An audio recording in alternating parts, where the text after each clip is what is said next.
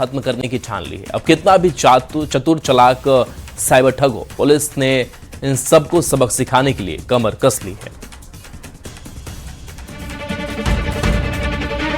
बोकारो में पुलिस ने प्रतिबिंब ऐप से मिली सटीक सूचना के आधार पर एक अंतरराज्यीय साइबर गिरोह का भांडाफोड़ किया है। एसपी के निर्देश पर पुलिस की संयुक्त टीम ने देर रात सेक्टर 12 और माराफारी थाना क्षेत्र के बारी कोऑपरेटिव और रितुडी राजेंद्र नगर में ताबड़तोड़ छापेमारी की। छापेमारी में गिरोह के 9 साइबर अपराधियों को रंगे हाथ गिरफ्तार कर लिया गया है। पकड़े गए इन आरोपियों के पास से भारी मात्रा में mobile phone, SIM card, bank passbook, chequebook, debit card, pan card समेत 43,100 रूपए नकद बरामद किए गए। पूछताछ में आरोपियों ने कबूला है कि वे खुद को नामी टूर एंड ट्रेवल्स का एजेंट या बैंक अधिकारी बताकर आम लोगों को अपने झांसे में लेते थे और पलक झपकते ही ऑनलाइन ठगी की वारदात को अंजाम देते थे। गिरफ्तार किए गए इन अपराधियों का मुख्य संबंध बिहार के पटना, नवादा और जमुई जिले से है। इस मामले में साइबर थाने में केस दर्ज कर लिया गया है और पुलिस इस साइबर नेटवर्क से जुड़े लोगों की जाँच कर रही है। आजादी के समय कई क्रांतिकारियों ने अपने प्राण न्यौछावर किए। यह बात आज के लोगों को तो पता है, लेकिन आने वाली पीढ़ी कहीं इस बात को भूल ना जाए। बेतिया का ऐतिहासिक मीना बाजार में आज एक बार फिर आजादी के आंदोलन का वो पन्ना जिंदा हो उठा जिसे वक्त की धूल ने धुंधला कर दिया था। मौका था एक विशेष नाटक का, जिसके जरिए अंग्रेजों के मुखबिर बने फणींद्रनाथ घोष के अंत की गाथा का प्रभावशाली मंचन किया गया। ये वही घोष था जिसने सरकारी गवाह बनकर देश के वीर क्रांतिकारियों के साथ विश्वासघात किया था। इस खास कार्यक्रम का उद्घाटन बेतिया के डीएम ने किया। नाटक में बेहद सजीव तरीके से दिखाया गया कि कैसे देशभक्तों से गद्दारी करने वाले फणींद्रनाथ घोष को क्रांतिकारियों ने इसी मीना बाजार के बीच चौराहे पर उसका अंत किया था। इस मंचन को देखकर वहां मौजूद हर शख्स भावुक हो उठा और पूरा माहौल देशभक्ति के रंग में रंग गया। कार्यक्रम के दौरान मौजूद बुद्धिजीवियों और वक्ताओं ने कहा कि मीना बाजार इस ऐतिहासिक और गौरवशाली घटना का जीता जागता गवाह है, लेकिन अफसोस की बात यह है कि आज भी यहाँ इसकी कोई स्मृति या स्मारक नहीं है। उन्होंने इस बात पर विशेष जोर दिया कि बेतिया की इस ऐतिहासिक विरासत को संरक्षित किया जाए और इसे एक स्मारक का रूप दिया जाए। सरकार हर बच्चे तक शिक्षा पहुंचाने के बड़े बड़े दावे कर रही है, लेकिन जमीनी हकीकत यह है कि यहां शिक्षा खुद बच्चों तक पहुंचने का रास्ता तलाश रही है। करोड़ों रुपए खर्च कर क्वालिटी एजुकेशन देने की बातें तो खूब हो रही हैं, लेकिन मोतिहारी के रक्सौल प्रखंड से आई यह तस्वीर दावों की पोल खोलने के लिए काफी है। यह बदहाली की तस्वीरें परसौना तपसी पंचायत के नारवा टोला नवसृजित प्राथमिक विद्यालय की है, जिसे देखकर ऐसा लगता है मानो बच्चों का भविष्य ही बाढ़ राहत शिविर के भरोसे छोड़ दिया गया हो। स्कूल का भवन खड़ा तो है, लेकिन उसके चारों तरफ सिर्फ और सिर्फ पानी भरा हुआ है। हैरानी की बात यह है कि जिस क्षेत्र में एक आम किसान भी अपना घर बनाने से पहले 10 बार सोचता है, वहाँ सरकारी अधिकारियों ने आंखें मूंद कर विद्यालय निर्माण की मंजूरी कैसे दे दी? क्या जमीन के चयन के वक्त अधिकारियों की फाइलों में सब कुछ सूखा सूखा दिखाई दे रहा था? हद तो तब हो गई जब इसी जल जमाव वाले परिसर में एक और नए सरकारी भवन के निर्माण की मंजूरी दे दी गई, जो आज पानी में तैरता हुआ नजर आ रहा है। यह बदहाल तस्वीर केवल एक स्कूल की नहीं, बल्कि उस लचर सोच की कहानी कहती है जहां योजनाएं कागजों पर तो पास हो जाती है, लेकिन जमीन पर तैरती नजर आती है। लेकिन सवाल अब भी वही है कि इस लापरवाही के लिए जिम्मेदार अफसरों पर आखिर एक्शन कब होगा? क्या आपने पानी में तैरता रेस्टोरेंट देखा है? हम कश्मीर या केरल की बात नहीं कर रहे हैं, हम बात कर रहे हैं बिल्कुल आपके करीब एक तैरते हुए खूबसूरत रेस्टोरेंट की। झारखंड के प्रसिद्ध पर्यटन स्थल पतरातू को अब एक नई सौगात मिली है। जेटीडीसी ने करोड़ों की लागत से शानदार फ्लोटिंग रेस्टोरेंट और म्यूजिकल फाउंटेन को बनाया। इस रेस्टोरेंट का उद्घाटन पर्यटन मंत्री सुदेव कुमार सोनू ने किया। अब पर्यटक पतरातू के इस पानी में तैरते हुए फ्लोटिंग रेस्टोरेंट पर लजीज व्यंजनों का स्वाद ले सकेंगे और साथ ही पतरातू लेक और हसीन वादियों के खूबसूरत नजारों का लुत्फ भी उठा सकेंगे। पर्यटकों के आकर्षण को दोगुना करने के लिए यहाँ 2 तैरते हुए रेस्टोरेंट बनाए गए हैं, जिन पर लगभग 7 करोड़ रुपए की लागत आई है। इसके साथ ही लेक परिसर में एक बेहद खूबसूरत म्यूजिकल फाउंटेन का भी निर्माण किया गया है, जो शाम के वक्त यहाँ की खूबसूरती में 4 चांद लगाएगा। इस खास मौके पर पर्यटन मंत्री ने एक बड़ी घोषणा करते हुए कहा कि क्षेत्र में पर्यटन को और अधिक व्यवस्थित और उन्नत बनाने के लिए जल्द ही पतरातू पर्यटन प्राधिकार का गठन किया जाएगा। इन नई सुविधा के शुरू होने से न सिर्फ झारखंड बल्कि देश दुनिया से बड़ी संख्या में पर्यटक पतरातू पहुँचेंगे, जिससे स्थानीय लोगों के लिए रोजगार के नए अवसर पैदा होंगे और इलाके की अर्थव्यवस्था मजबूत होगी। अक्सर बच्चे नदियों में या तालाबों में नहाने जाते हैं और पानी में खेलते हैं, लेकिन यही खेल कई बार जान ले लेता है और हम चाह कर भी कुछ नहीं कर पाते हैं।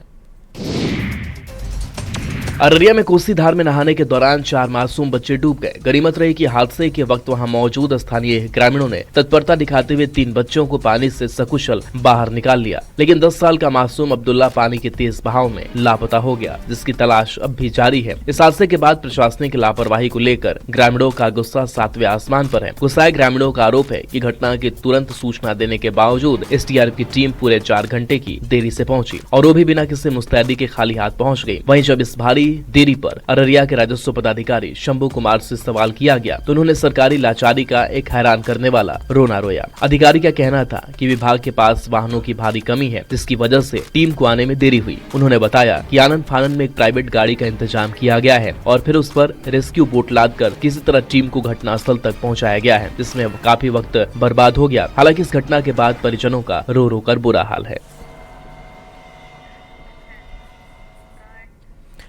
देखिए, बिहार पुलिस को अब से थोड़ी देर में एक और बड़ी सौगात मिलने जा रही है। मुख्यमंत्री सम्राट चौधरी ने कुल 84 गाड़ियों की सौगात देने जा रहे हैं, जिसमें 48 बस और 30 4 पहिया गाड़ियां हैं। इनमें 6 एम्बुलेंस भी शामिल है, जिससे बिहार की पुलिस और हाईटेक और संसाधन संपन्न होगी। तो पुलिस व्यवस्था को और कैसे मजबूत किया जाए, और ये गाड़ियां आप देख रही हैं जो पुलिसिंग सिस्टम का हिस्सा होंगी, और बिहार पुलिस को नए वाहन मिले हैं। 84 पुलिस वाहनों की सौगात सीएम थोड़ी देर में देने वाले हैं, लेकिन आप जो कतारें लंबी देख रहे हैं, ये गाड़ियां सड़कों पर दौड़ेंगी और पुलिस सिस्टम को और मजबूत करेंगी। तो ये 4 पहिया वाहन है, जिससे पुलिस को आने जाने में, घटनास्थल पर पहुंचने में बेहद ही आसानी होगी। इसको लगातार बिहार सरकार जो है संसाधनों से लैस कर रही है, और इसी क्रम में आज भी जो है बिहार पुलिस को बड़े संख्या में जो है वाहनों की उपलब्धता जो है वो सरकार करवाने जा रही है। और देख सकते हैं कि यहाँ पे सम्राट चौधरी जो हैं वो बिहार पुलिस के उपयोग के लिए 48 पुलिस बस, 30 4 पहिया वाहन, 6 एम्बुलेंस का जो है लोकार्पण करेंगे। और इस कार्यक्रम में जो है विजय कुमार चौधरी जो है उप मुख्यमंत्री रहेंगे मौजूद, विजेंद्र प्रसाद यादव जो उप मुख्यमंत्री है वो भी मौजूद रहेंगे। और ये वाहन जो है वो पुलिस महकमे को जो है वो आज दिया जाएगा, और अब इसका इस्तेमाल जो है वो पुलिस महकमे के जो लोग हैं वो करेंगे, जिसमें हमने पहले बताया कि 48 पुलिस बस जो है, 30 4 पहिया वाहन, एम्बुलेंस 6 जो है वो शामिल हैं। और देख सकते हैं कि यहाँ पे जो एडीजी हैं अजिताभ कुमार वो भी पहुंचे हैं अपनी टीम के साथ, और कार्यक्रम को विधिवत तरीके से हो इसको लेकर के मॉनिटरिंग किया जा रहा है। इनके द्वारा दिशा निर्देश जो है वो दिया जा रहा है, क्योंकि सरकार लगातार ये कर रही है कि हम अपराध से समझौता नहीं करेंगे, अपराध का मुंहतोड़ जवाब देंगे, और जो भी संसाधन चाहिए पुलिस महकमे को, पुलिस विभाग को, वो जो है दिए जाएंगे। तो यहाँ पे खुद जो है अजिताभ कुमार जी आए हैं कार्यक्रम की जो है बेहतर तरीके से हो इसके लिए जो है मॉनिटरिंग करने आए हैं। तो कह सकते हैं कि कहीं न कहीं बिहार पुलिस को जो है संसाधनों से लैस करने का जो दावा है, उसके तहत आज एक तस्वीर जो है यहाँ पे देखने को मिलेगी, जहाँ पे भारी संख्या में वाहन जो है वो मुख्यमंत्री जो है पुलिस महकमे को उपलब्ध करवाएंगे, लोकार्पण करेंगे। अमित कुमार, न्यूज 18 पटना।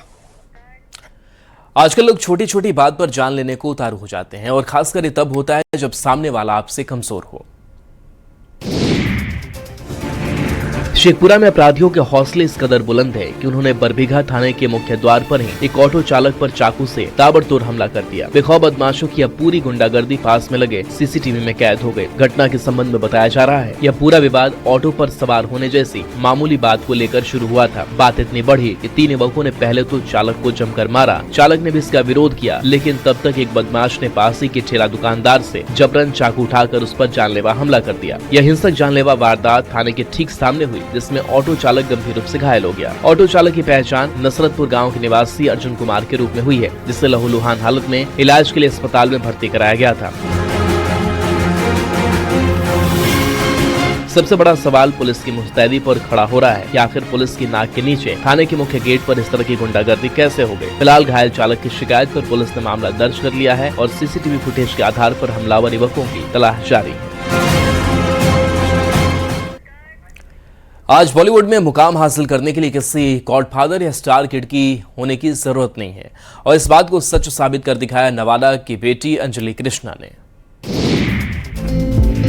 नवादा की बेटी अंजलि ने अपनी प्रतिभा और लगन के दम पर माया नगरी में अपनी एक अलग पहचान बनाई है। अपनी इस कामयाबी के बाद अब अंजलि अपने गृह जिले नवादा पहुंची तो उनका जोरदार स्वागत किया गया। भव्य समारोह आयोजित किया गया जिसमें सदर एसडीपीओ और अंजलि के पिता रिटायर्ड कर्नल अजय कृष्णा समेत समाज के कई लोग शामिल हुए। भव्य स्वागत को देखकर अंजलि भावुक होकर बोली कि अपनी मिट्टी से मिला ये सम्मान उनके लिए बेहद यादगार है और उन्हें आगे और बेहतर काम करने की प्रेरणा देगा। अंजलि कृष्णा हाल ही में आई चर्चित वेब सीरीज ठुकरा के मेरा प्यार में प्रेरणा के प्रभावशाली किरदार से सुर्खियों में है। इसके अलावा वे रणवीर कपूर, सिद्धार्थ मल्होत्रा, आलिया भट्ट और क्रिकेटर सूर्य कुमार यादव जैसे बड़ी हस्तियों के साथ विज्ञापनों में नजर आ चुकी हैं। आने वाले दिनों में उनकी कई वेब सीरीज और मेगा स्टार चिरंजीवी के साथ एक तमिल फिल्म भी रिलीज होने वाला है। अंजलि की ये कामयाबी आज बिहार और देश की लाखों बेटियों के लिए एक बड़ी प्रेरणा बन गई है।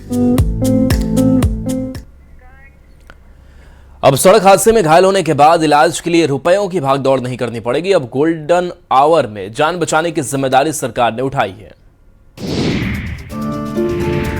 मुंगेर जिले में भी नई कैशलेस उपचार योजना लागू हो गई, जिसके तहत सड़क हादसे में घायल किसी भी व्यक्ति को शुरुआती 7 दिनों तक अधिकतम 1,50,000 रुपए तक का मुफ्त इलाज मिलेगा। इस योजना को सुचारू रूप से चलाने के लिए मुंगेर के 10 सरकारी और 6 प्राइवेट अस्पतालों को चिन्हित कर इसे जोड़ दिया गया। सबसे बड़ी बात यह है कि घायल को अस्पताल पहुँचते ही तुरंत इलाज शुरू कर दिया जाएगा और पैसा जमा कराने या कागजी कार्रवाई का इंतजार नहीं करना पड़ेगा। इलाज का ये पूरा खर्च मोटर वाहन दुर्घटना कोष वाहन करेगा। हालांकि इस योजना का लाभ उठाने के लिए बेहद जरूरी है कि हादसे के 24 घंटे के भीतर ही मरीज को सूचीबद्ध अस्पताल में भर्ती कर दिया जाए। इस पूरी व्यवस्था को डिजिटल और हाईटेक बनाया गया है, जहां हादसे की सूचना मिलते ही पुलिस EDAR पोर्टल पर घायल का विवरण दर्ज करेगी और डायल 112 के जरिए एम्बुलेंस सेवा तुरंत मौके पर उपलब्ध कराई जाएगी। पूर्ण शराबबंदी वाले बिहार में शराब तस्करी के नए नए पैतरे अपना रहे हैं। अब तो हालात ये है कि तस्करों ने अपने घरों को ही अवैध शराब और नशे का ठेका बना लिया है। वैशाली थाना क्षेत्र के बेलका गांव में पति पत्नी मिलकर अपने ही घर से नशे का काला कारोबार संचालित कर रहे थे। गुप्त सूचना के आधार पर एसपी के निर्देश पर ऑपरेशन नीलकंठ के तहत वैशाली थाना और जिला STF की टीम ने लाल बाबू सिंह के घर पर एक ताबड़तोड़ छापेमारी की। लालगंज के SDPO गोपाल मंडल ने मामले का खुलासा करते हुए बताया कि इस छापेमारी के दौरान घर से लगभग 2 लाख रुपए मूल्य की विदेशी शराब, 50,000 रुपए से अधिक का गांजा और 1,65,000 रुपए की भारी नकदी बरामद की गई है। पुलिस ने मौके से ही धंधेबाज पति पत्नी दोनों को रंगे हाथ गिरफ्तार कर लिया है। बताया जा रहा है कि आरोपी लाल बाबू सिंह पहले भी शराब तस्करी के मामले में जेल की हवा खा चुका है, लेकिन वो अपनी हरकतों से बाज नहीं आए और जेल से बाहर आते ही उसने पत्नी के साथ मिलकर फिर से ये अवैध धंधा शुरू कर दिया। बिहार में घर घर शराब की डिलीवरी के बाद अब घर में ही शराब और नशे का पूरा ठेका चलाने का यह मामला पुलिस प्रशासन के लिए एक बड़ी चुनौती बन गया है।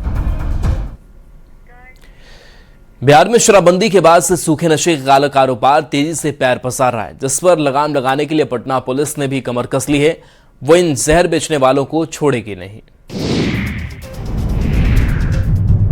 पटना पुलिस नशे के सौदागरों पर ताबड़तोड़ कार्रवाई कर रही है। इसी कड़ी में पटना पुलिस ने अवैध मादक पदार्थ की तस्करी में संलिप्त 2 महिलाओं समेत 3 शातिर तस्करों को गिरफ्तार किया है। सिटी एसपी पश्चिमी साकेत कुमार ने मामले का खुलासा करते हुए बताया कि नेवरा थाना पुलिस को एक ऑटो से मादक पदार्थ की खरीद फरोख्त किए जाने की सटीक इनपुट मिली। सूचना मिलते ही पुलिस टीम ने मधेपुर पुल के पास नाकाबंदी कर विशेष वाहन जाँच अभियान चलाया। इसी दौरान जब पुलिस ने एक संदिग्ध ऑटो को रोक कर उसकी तलाशी ली तो उसमें सवार 2 महिलाओं के पास से 5 काली पॉलिथीन बरामद हुई। जब पुलिस ने इन्हें खोला तो अधिकारी भी दंग रह गए। इन थैलियों में कुल 1,715 पुड़िया स्मैक बरामद की गई, जिसका कुल वजन 1 किलो 151 ग्राम मापा गया। पुलिस ने मौके से तस्कर रेशमा कुमारी, खुशी कुमारी और नीलेश कुमार को रंगे हाथ गिरफ्तार कर लिया। साथ ही तस्करी में इस्तेमाल हो रहे ऑटो और 4,298 रुपए कैश भी जब्त कर लिए।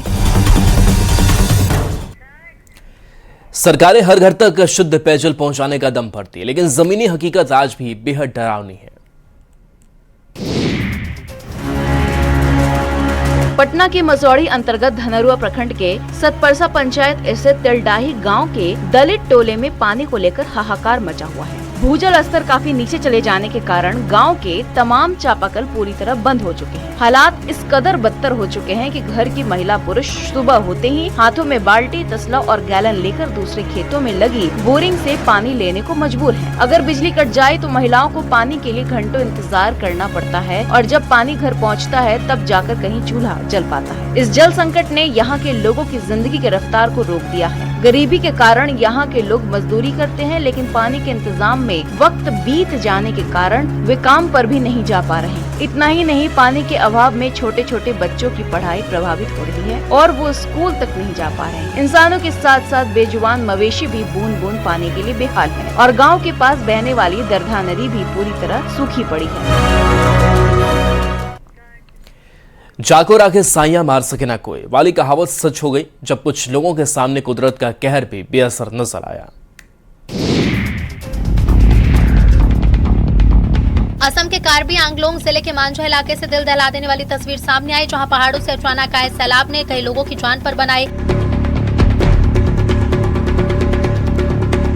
दरअसल लोंगसा काथू यानी चिलनी नदी में नहाने गए कुछ युवक और महिलाएं अचानक आई बाढ़ की चपेट में और देखते ही देखते पानी का स्तर इतना तेजी से बढ़ा कि वो नदी के बीचों बीच मलबे और पत्थरों पर फंसकर रह गए।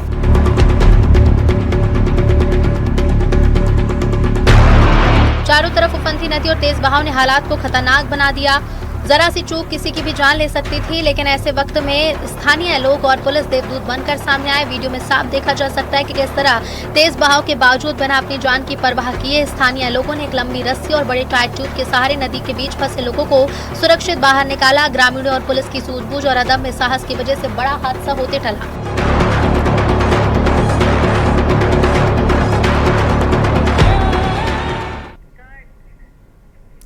और देखिए, खुद को कभी किसी से कम नहीं समझना चाहिए। अगर आपके अंदर हिम्मत है तो सामने विशाल हाथी ही क्यों ना हो, आपका कुछ नहीं कर सकता। सोशल मीडिया पर इन दिनों एक हैरान कर देने वाला वीडियो जमकर वायरल हो रहा है।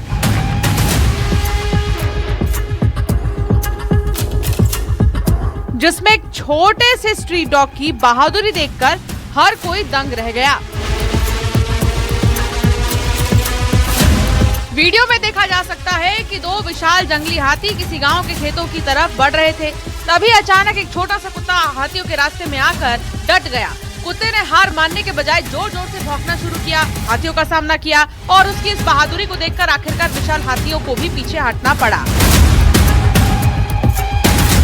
वीडियो उत्तराखंड के रामनगर का बताया जा रहा है। माना जा रहा है कि इस छोटे से पहरेदार ने अपनी जान की परवाह किए बगैर गांव की फसलों को हाथियों से होने वाले नुकसान से बचा लिया। इंटरनेट पर लोग इस डॉगी की हिम्मत की जमकर तारीफ कर रहे हैं। कनाडा के जंगलों में आग लगी हुई है। पर्यावरण को भारी नुकसान हो रहा है, लेकिन ऐसी क्या मजबूरी है कि जंगल में आग के बावजूद हमें उसके बीच से निकलना है। कनाडा से एक हैरान कर देने वाला मामला सामने आया, जिसमें जंगल की भीषण आग के बीच एक मालगाड़ी को गुजरते देखा गया। वीडियो में साफ देखा जा सकता है कि पटरी के दोनों ही तरफ जंगल में आग की ऊंची ऊंची लपटें उठ रही हैं और ठीक उसी दौरान वहां से गुजर रही एक मालगाड़ी आग की चपेट में फंसी हुई नजर आई। ये वीडियो कनाडा के ओंटारियो इलाके का बताया जा रहा है, जहां जंगलों में लगी आग लगातार फैलती जा रही है। हालात बेकाबू होते दिख रहे हैं। मीडिया रिपोर्ट्स के मुताबिक इस भीषण आग के चलते वहां के रेलवे प्रशासन को एहतियातन 3 मालगाड़ियों को रास्ते में ही रोकना पड़ा, ताकि किसी बड़े हादसे से बचा जा सके। कनाडा में जंगल की आग की ये घटनाएं लगातार बढ़ रही हैं, जिससे न सिर्फ स्थानीय पर्यावरण को नुकसान पहुंच रहा है, बल्कि रेल और सड़क यातायात पर भी इसका असर पड़ रहा है।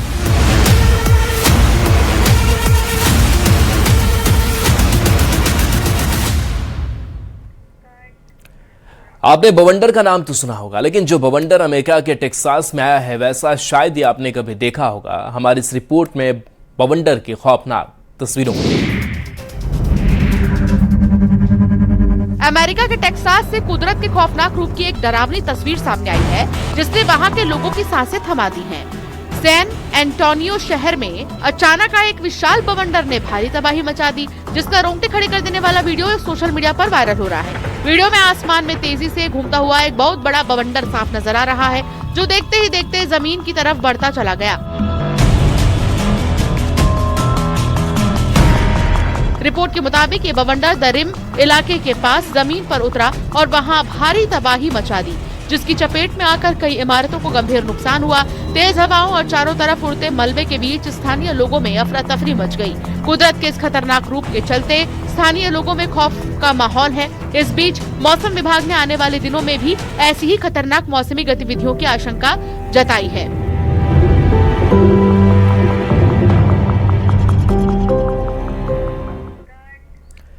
अगर आप पढ़े लिखे हैं और स्किल्ड हैं तो रोजगार की चिंता मत करिए, क्योंकि आपके हाथ को काम दिलाने का बीड़ा अब सरकार ने उठाया है।